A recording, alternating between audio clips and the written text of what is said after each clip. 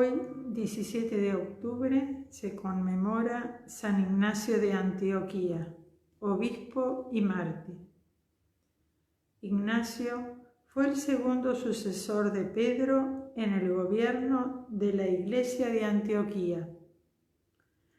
Condenado a morir devorado por las fieras, fue trasladado a Roma y allí, bajo el imperio de Trajano, recibió la corona de su glorioso martirio el año 107. En su viaje a Roma, escribió 7 cartas dirigidas a varias iglesias, en las que se trata sabia y eruditamente de Cristo, de la constitución de la Iglesia y de la vida cristiana. Ya en el siglo IV se celebra en Antioquía su memoria el mismo día de hoy.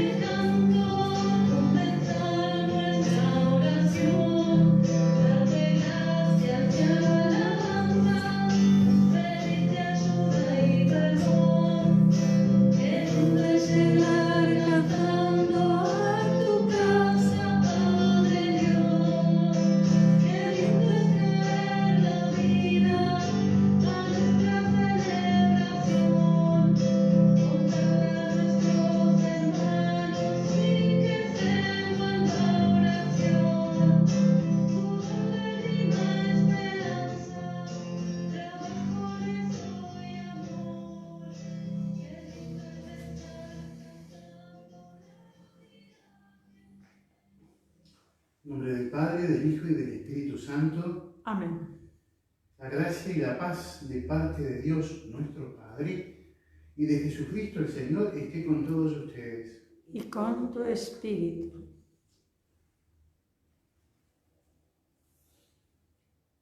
Para celebrar dignamente estos sagrados misterios, queridos hermanos, reconozcamos nuestros pecados.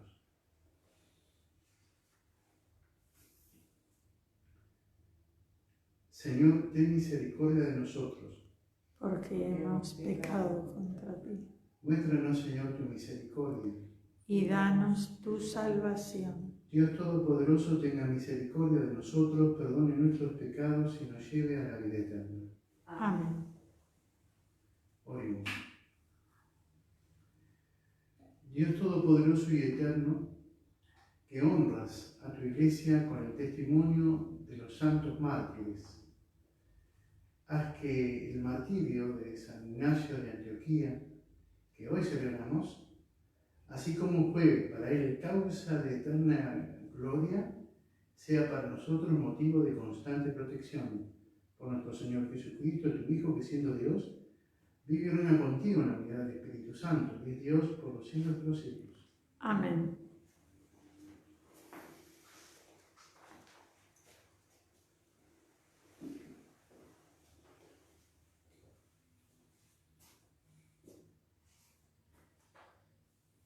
Lectura de la carta del apóstol San Pablo a los cristianos de Éfeso.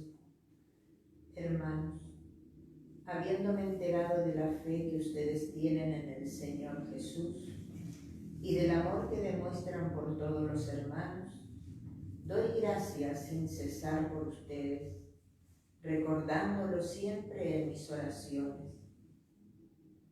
Que el Dios de nuestro Señor Jesucristo, el Padre de la Gloria, les conceda un espíritu de sabiduría y de revelación que les permita conocerlo verdaderamente. Que Él ilumine sus corazones para que ustedes puedan valorar la esperanza a la que han sido llamados, los tesoros de gloria que encierra su herencia entre los santos, y la extraordinaria grandeza del poder con que Él obra en nosotros, los creyentes, por la eficacia de su fuerza. Este es el mismo poder que Dios manifestó en Cristo, cuando lo resucitó de entre los muertos y lo hizo sentar a su derecha en el cielo, elevándolo por encima de todo principado, potestad, poder y dominación, y de cualquier otra dignidad que pueda mencionarse, tanto en este mundo como en el futuro. Él puso todas las cosas bajo sus pies y lo constituyó por encima de todo, cabeza de la Iglesia, que es su cuerpo y la plenitud de aquel que llena completamente todas las cosas. Palabra de Dios. Te alabamos, Señor.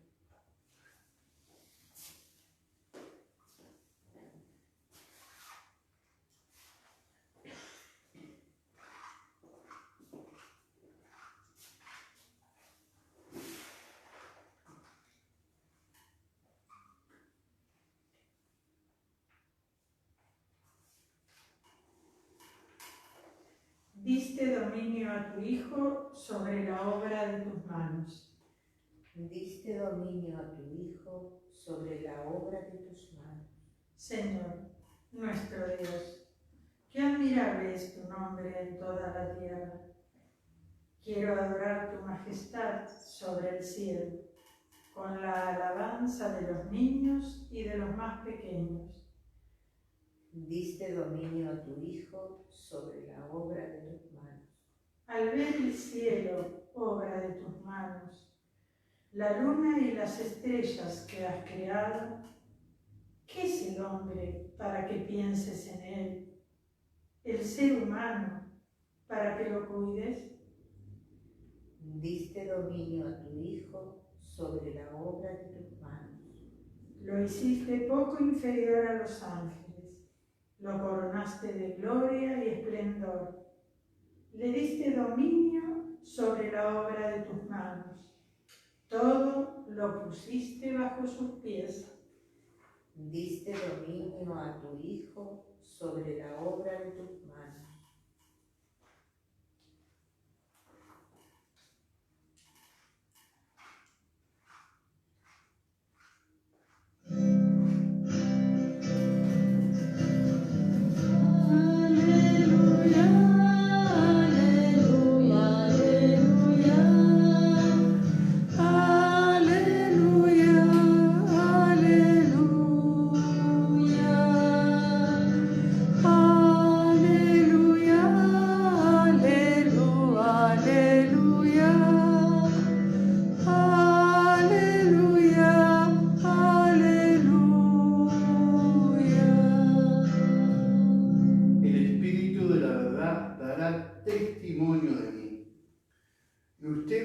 También serán testigos, dice el Señor. Aleluya.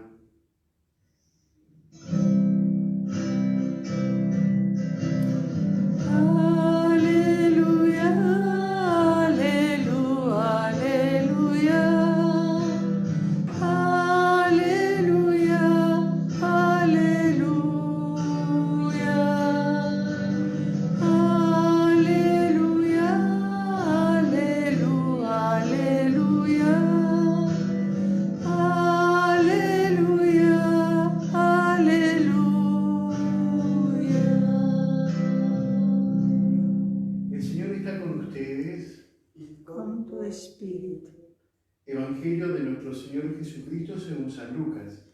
Gloria a ti, Señor. Jesús dijo a sus discípulos: les aseguro que aquel que me reconozca abiertamente ante los hombres, el Hijo del Hombre lo reconocerá ante los ángeles de Dios. Pero el que no me reconozca delante de los hombres no será reconocido ante los ángeles de Dios.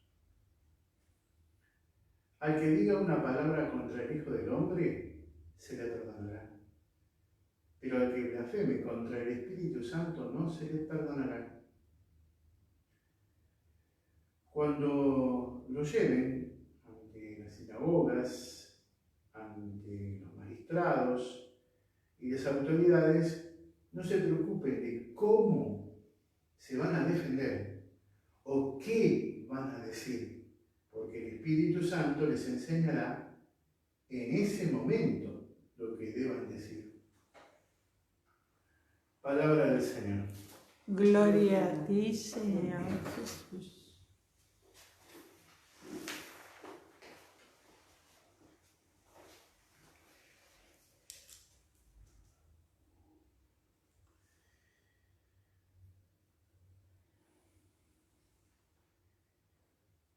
Cuando Jesús pasó por la pasión y su muerte, todos sus discípulos salieron desparramados y se dispersaron.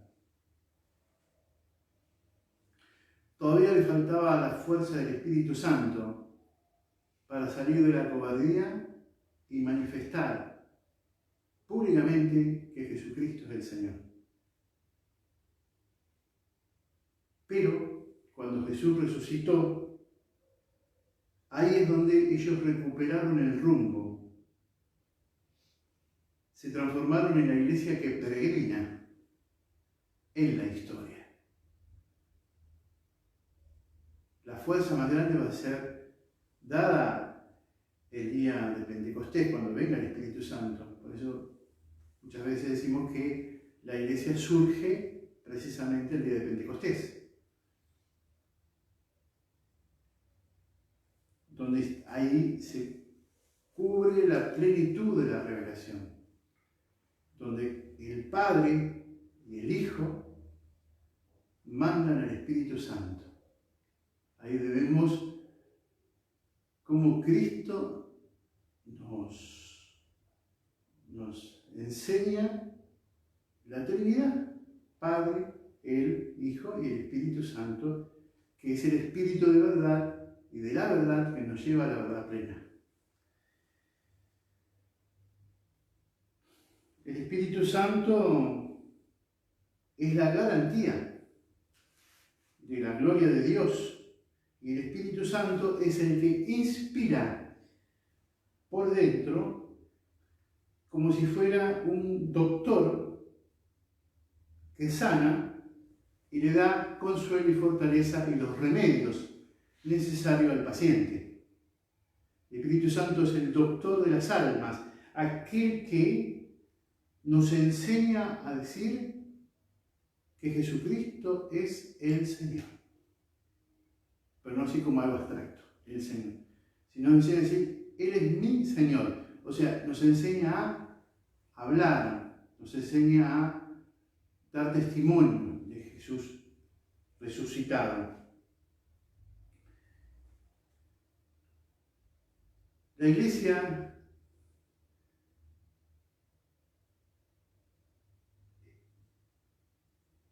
tuvo desde los orígenes que manifestar su fe.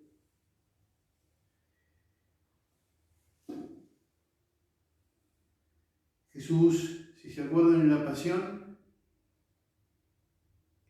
Él todavía no les permite a los discípulos que caminen por ese camino. Dice, ¿a quién buscan? A Jesús, el Nazareno, soy yo. Y la gran tentación de imponerse, donde Pedro le corta la oreja a Malco. No, Pedro, el que al hierro vive, al hierro muere. Este no es el camino. El camino que va a proponer Jesús es el camino de la vida interior y el cambio y la transformación interior. El camino del Espíritu Santo, que es el que nos va a llevar a esta verdad. Es el camino de la obediencia de la fe, es el camino de la caridad, es el camino de la adoración a Dios, es el camino interno. A eso le llamamos la conversión. El momento donde decimos, bueno, de todos estos caminos yo opto por Jesús, el cual es mi camino, es mi verdad y es mi vida. discípulos toman el rumbo, pero solo en Pentecostés es donde ellos, de ser mediocres y estar en una iglesia a puertas cerradas, salen con el coraje de anunciar. Ahí nomás en la puerta, Pedro esta mañana hizo el primer anuncio. Confesó que Jesucristo es su Señor. ¿Escuchaste la expresión? Confesó. A todos. ¿Quién era Jesucristo? ¿Quién es el Señor?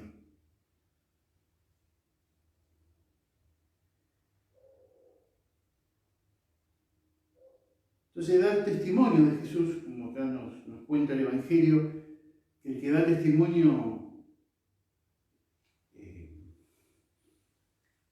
va a ser reconocido, el mismo Jesús va a confesar, ese es mi amigo, ese es mi amigo.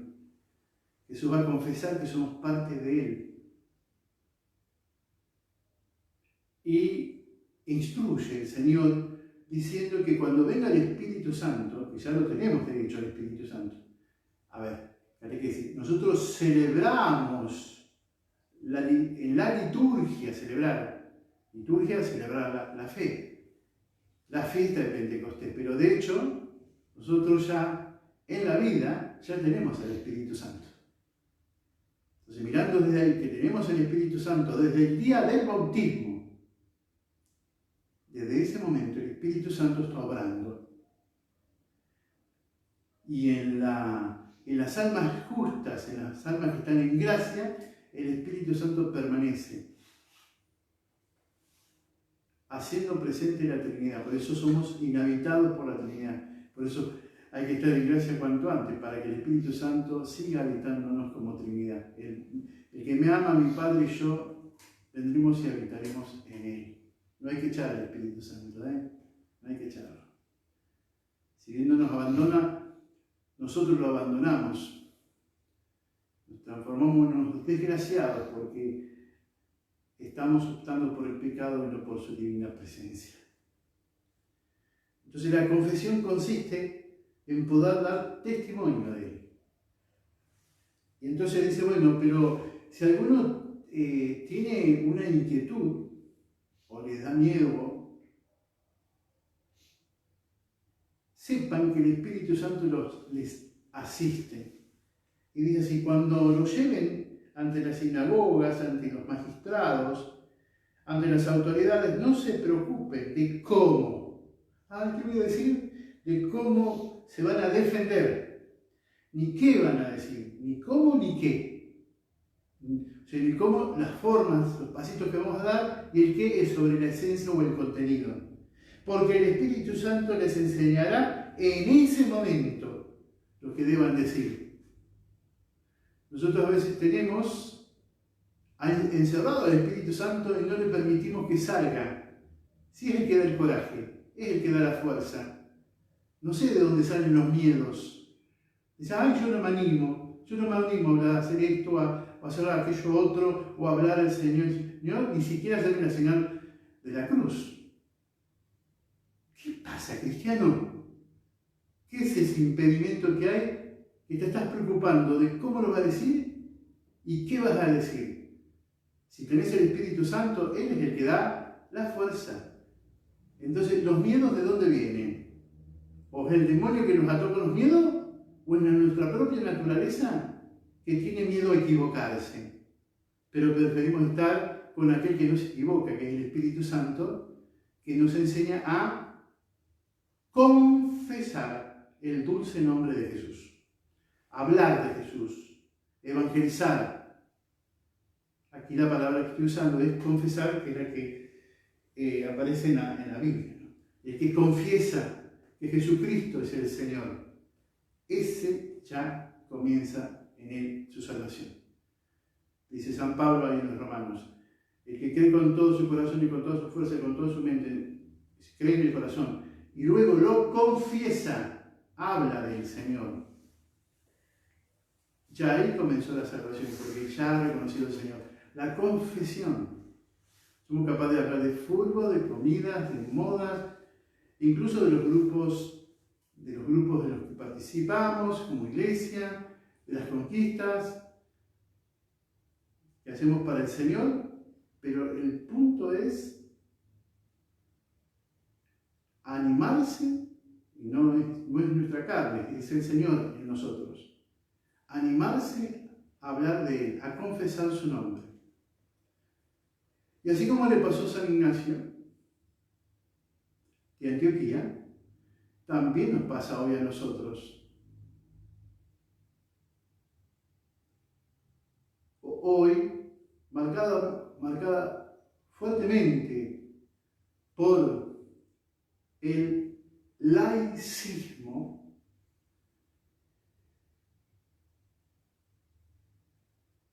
están presionando a la Iglesia para que la Iglesia no confiese, no hable, y que nuestra fe en Cristo quede reducido a las 4 paredes de nuestra casa, no lo público.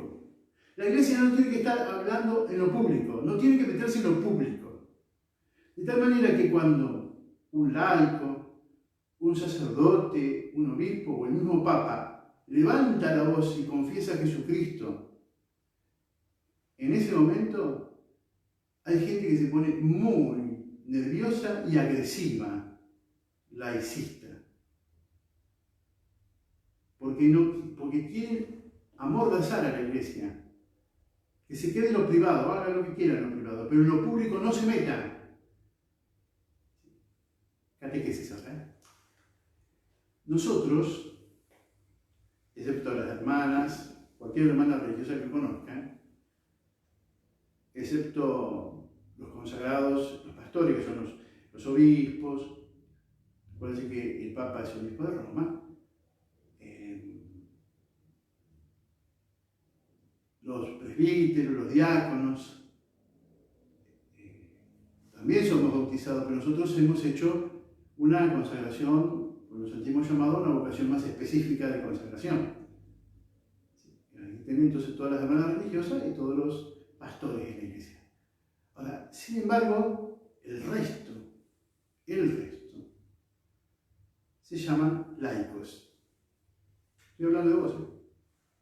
Entonces en la Iglesia tenés los laicos, que es la gran mayoría, laicos, los religiosos y religiosas y los pastores. Son 3 expresiones en la Iglesia que surgen por la vocación de bautizado para ser santo. Cuando está bautizado, vamos caminando a la santidad, pero que sin embargo hay estas formas.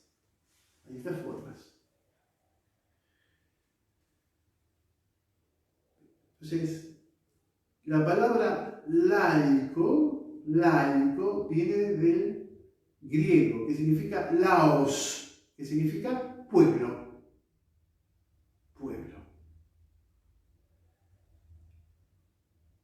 Ahora, todos ustedes son laicos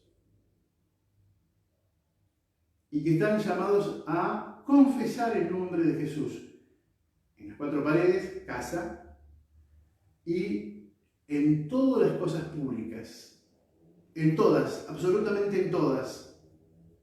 Nada queda fuera de la mirada, porque nuestra vida tiene su dimensión privada, pero tiene su dimensión social. Entonces, ustedes son muchos laicos. Y ahí donde el Señor los llamó a vivir esa vocación, ahí hay que confesar el nombre de Jesús. ¿Qué es el laicismo? Es irse a un extremo, decir pueblo, pero poniéndolo en oposición y con cierta agresividad a lo que es el mundo religioso. Laicismo es solo lo laico, solo lo público, pero nada de religión, en última instancia dentro de tu casa. Es por eso que nosotros lo hemos visto, la generación del 80 y otras, donde hemos visto que hasta de las escuelas llamadas laicas, pero viene de laicas, pero laicismo, no como nosotros decimos laico, han sacado las cruces, la imagen de la Virgen, ahora las han quemado en las universidades. Entonces hay todo un clima laicista. Entonces, cuando vos hablas, cualquiera habla sobre los mandamientos o sobre alguna verdad de Cristo, se ofuscan y se ponen mal, con alta agresividad. Con alta agresividad. Y hay grupos que salen a la calle, que con ese laicismo y esa reacción contra todo lo religioso, han quemado iglesias, las ha pintado, pero eso en un edificio se vuelve. El tema es cuando quieren amordazar, amenazando de sacarle los lugares de trabajo y otras tantas cosas que han vivido y viven los laicos. Durísimo. Por eso algunos, frente a este temor, se camuflan. Van tomando formitas así no comprometidas, o de hecho no hablan de Dios. Entonces se habla de todo menos de Dios. Es fuerte la presión laicista que hay. Esto me parece clave tenerlo claro. Nosotros somos laicos, para ustedes son laicos, llamados, y acá va la definición de laico, los laicos son todos aquellos bautizados, llamados por vocación, llamados para hacer presente a Cristo en los asuntos temporales. Laico son todos aquellos bautizados que santifican al mundo y que tienen su tarea y su responsabilidad, repitiendo, de como sal, como luz, como levadura, de ser fermento en la masa, o sea, dedicarse y confesar a Jesús con su vida y con la palabra al Señor.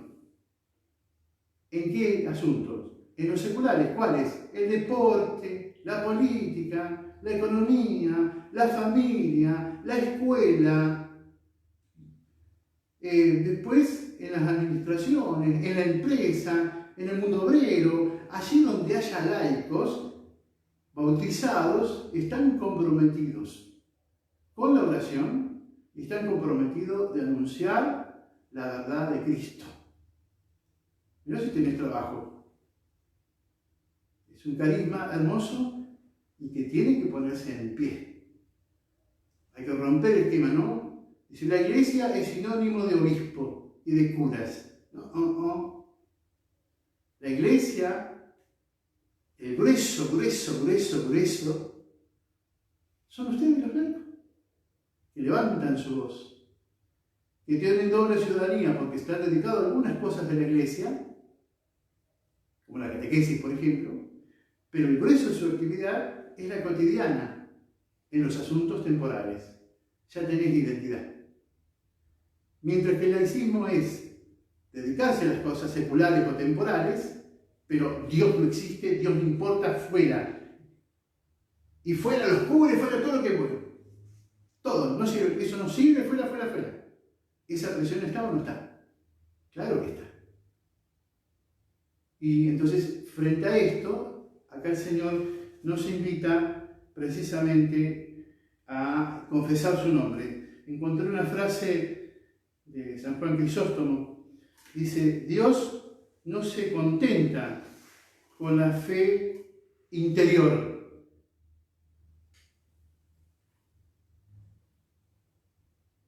Sino desea que confesemos exteriormente, públicamente, que confiamos en el amor de Dios y que Él es de grande.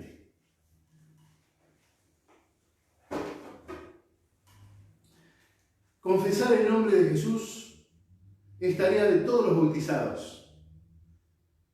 Los pastores de una manera, entiéndase obispos, presbíteros y diáconos, es una tarea de las hermanas y los hermanos religiosos, su tarea, y también la de ustedes. En ese sentido, que Dios los bendiga para poder confesar el nombre. ¿No? Entonces, en una fila por ahí, en una sala de parto, yo no estoy. Pero estás vos, cristiano que amás al Señor, y podés estar por ahí haciendo que venga el pibe, la nena o un nene, ¿no? Pero también está la mamá, que está teniendo. y afuera por ahí hay parientes. ¿Y qué decir en una terapia intensiva? Cuando vos ves que la gente está destruida y en un rinconcito, la presencia de un laico, dándole esperanza, precisamente en la sala, porque no podés entrar a terapia intensiva, estar ahí con esa situación de que si sale el médico da el informe, no da el informe, si se muere, no se muere. Y hay otros cristianos ahí que dan consuelo a los que necesitan contención, afecto, cariño, una palabra de aliento del Señor.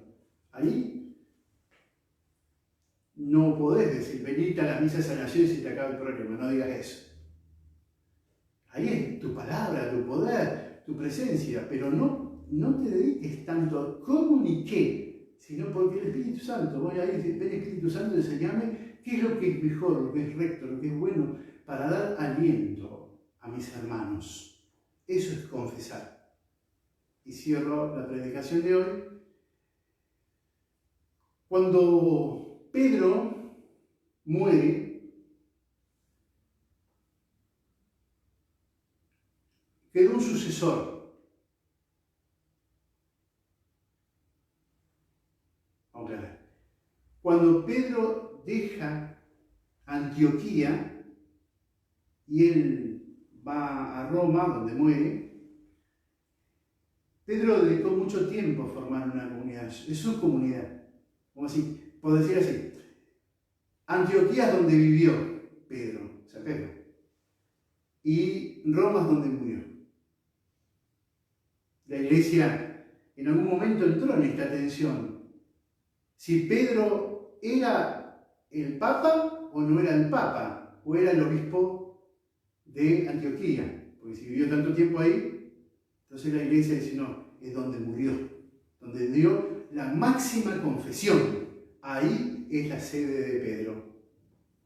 Roma, y donde está concretamente en el Vaticano, su tumba está abajo del altar principal, a 3 subsuelos del altar principal de San Pedro.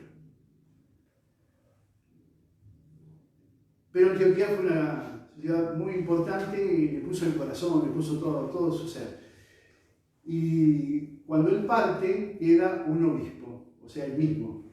Le pone las manos, es elegido y queda Ignacio, que es este que celebramos hoy. El sucesor de San Pedro en Antioquía. Madre mía, crecer bajo semejante sombra. Pero sin embargo el Espíritu Santo sacó un hombre grande, ¿no?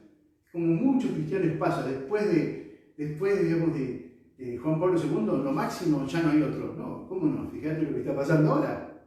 Porque el Espíritu Santo es el que va poniendo a los santos y a los hombres y a las mujeres que conducen a la iglesia de acuerdo a los tiempos y a las circunstancias.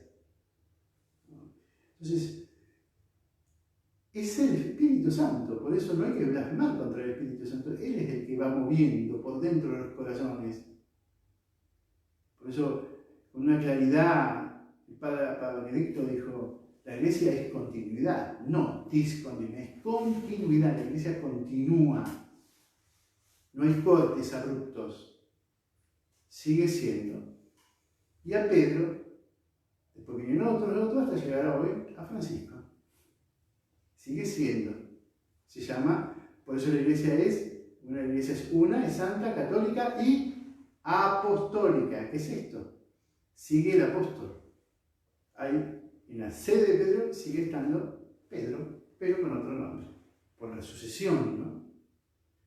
Tenemos una herencia tan rica que tenemos que cuidarla muchísimo. Volviendo al centro, San Ignacio le tocó cuidar esa comunidad y a él también, por confesar el nombre de Jesús, es denunciado y llevado a Roma para decapitarlo, matarlo. Y en el viaje de ida, porque querían defenderlo, quería sacarlo de ese lío, sin embargo, San Ignacio dijo no. Y dijo, solo espérenme cuando pase por ahí.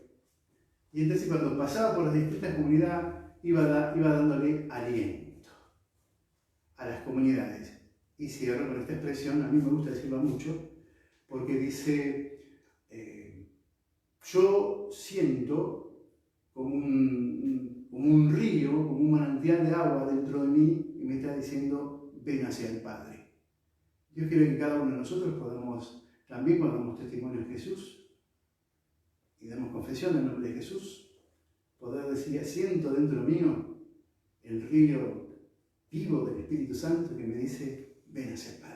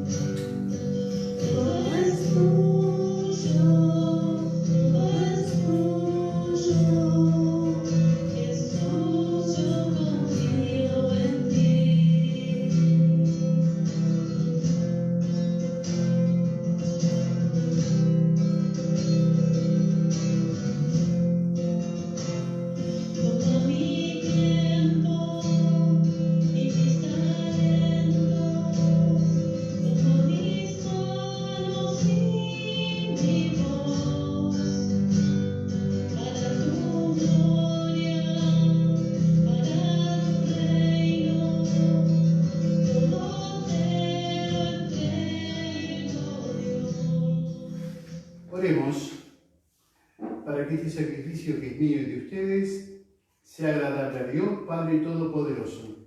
El Señor reciba de tus manos este sacrificio para alabanza y gloria de su nombre, para nuestro bien y el de toda su santa Iglesia. Acepta con agrado, Señor, la ofrenda de tu servicio. Tú que recibiste a San Ignacio, trigo de Cristo, como pan purificado por los sufrimientos del martirio, por Jesucristo nuestro Señor. Amén. El Señor está con ustedes. Y con tu espíritu. Levantemos el corazón. Lo tenemos levantado hacia el Señor. Demos gracias al Señor que es nuestro Dios. Es justo y necesario. En verdad, es justo y necesario. Es nuestro deber y salvación darte gracias siempre y en todo lugar, Señor Padre Santo, Dios Todopoderoso y Eterno, porque la sangre del mártir San Ignacio de Antioquía, derramada como la de Cristo, para confesar tu nombre, con que tú robusteces nuestra debilidad, manifestaste tu acción admirable en él, y demuestras que a partir de nuestra fragilidad podemos llegar a ser testigos de Cristo, Señor nuestro. Por eso, unido a los coros de los ángeles, que aclamamos en la tierra, cantando sin cesar el himno de tu gloria.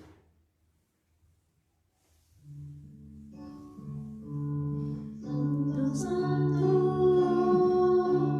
es el Señor. Santo, santo es nuestro Dios. Llenos está el cielo y la tierra de tu gloria.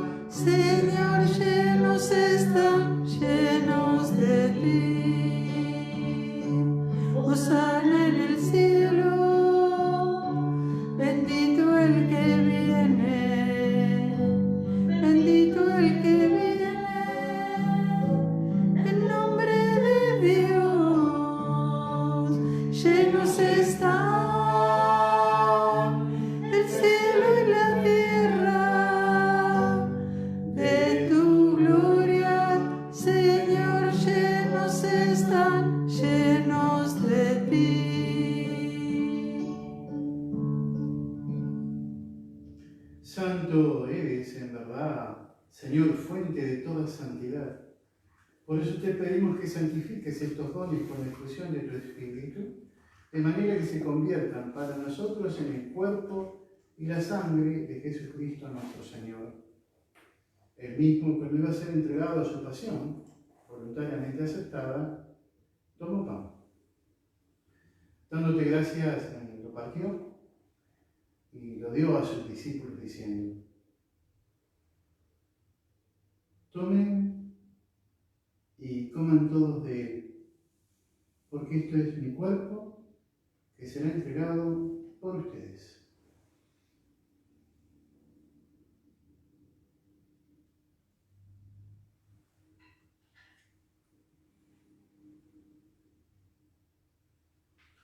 Del mismo modo, acabada la cena, tomó el cáliz y, dándote gracias de nuevo, lo pasó a sus discípulos diciendo: tomen y beban todos de él, porque este es el cáliz de mi sangre, sangre de la alianza nueva y eterna, que será derramada por ustedes y por muchos para el perdón de los pecados. Hagan esto en conmemoración mía.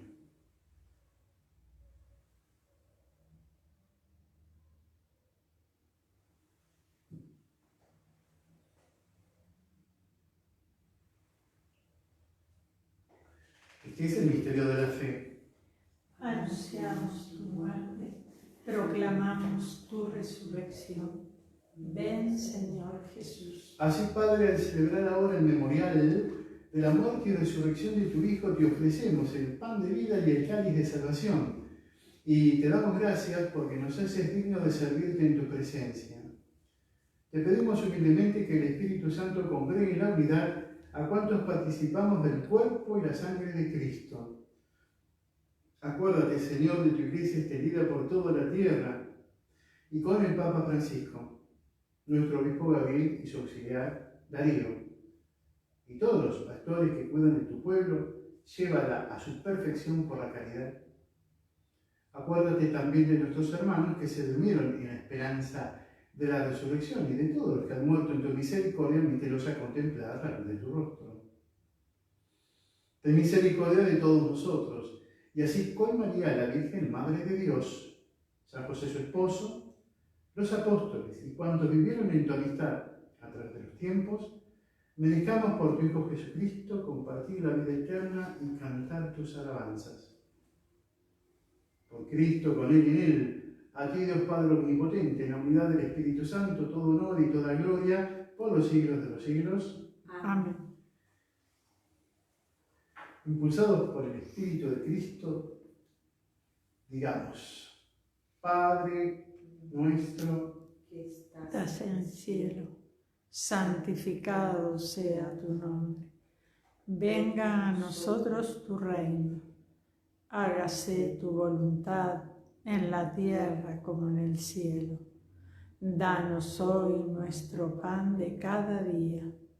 Perdona nuestras ofensas, como también nosotros perdonamos a los que nos ofenden. No nos dejes caer en la tentación, líbranos del mal. Líbranos de todos los males, Señor, y concédenos la paz en nuestros días, para que, ayudados por tu misericordia, vivamos siempre libres de pecado y protegidos de toda perturbación, mientras esperamos la gloriosa venida de nuestro Salvador Jesucristo. Tuyo es el reino, tuyo el poder y la gloria, por siempre, Señor. Señor Jesucristo, que dijiste a tus apóstoles: la paz les dejo, mi paz les doy, no tengas en cuenta nuestros pecados, sino la fe de tu Iglesia, y conforme a tu palabra, concédele la paz y la unidad, tú que vives y reinas por los siglos de los siglos. Amén. La paz del Señor esté siempre con ustedes. Y con tu espíritu.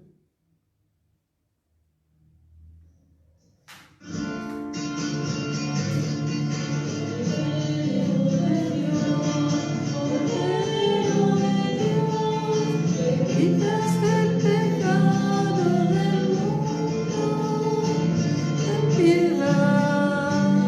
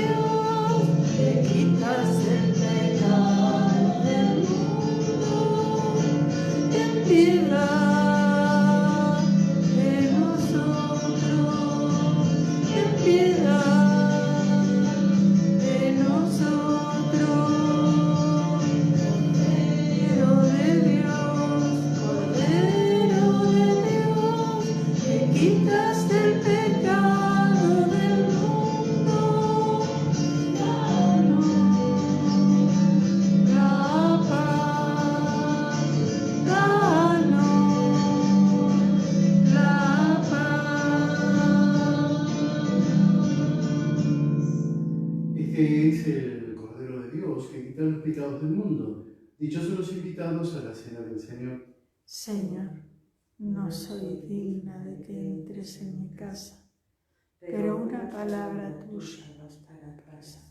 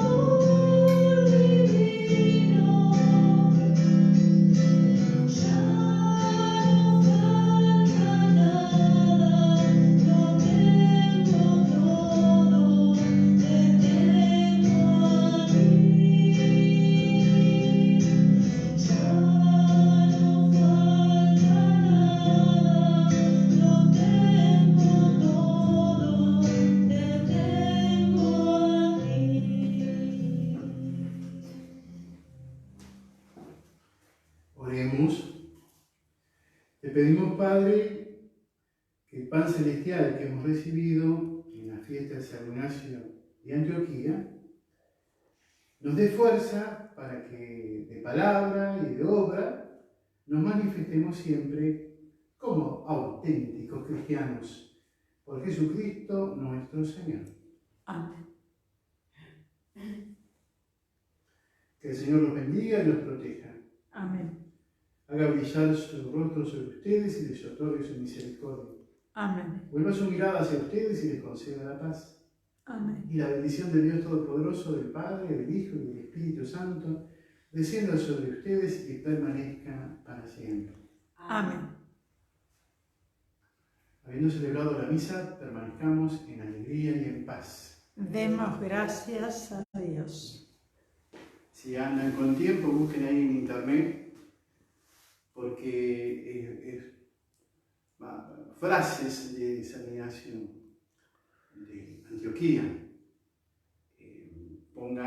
Siempre pongan católicos, porque algunas iglesias evangélicas están tomando y sacan de contexto las cosas a los padres. Como son los sucesores de los apóstoles, en este caso de Pedro, sucesor del apóstol Pedro, se llaman padres apostólicos. Padres apostólicos. Cada uno de los apóstoles fue dejando para nutrirse, aunque sean frases. Pero las cartas son preciosas. Aprovechen esto si tienen un poquito de tiempo, aunque sea un ratito. Lo van a agradecer porque hay que nutrirse fuerte de lo que se llama la patrística. Que tengan un buen descanso y un feliz domingo.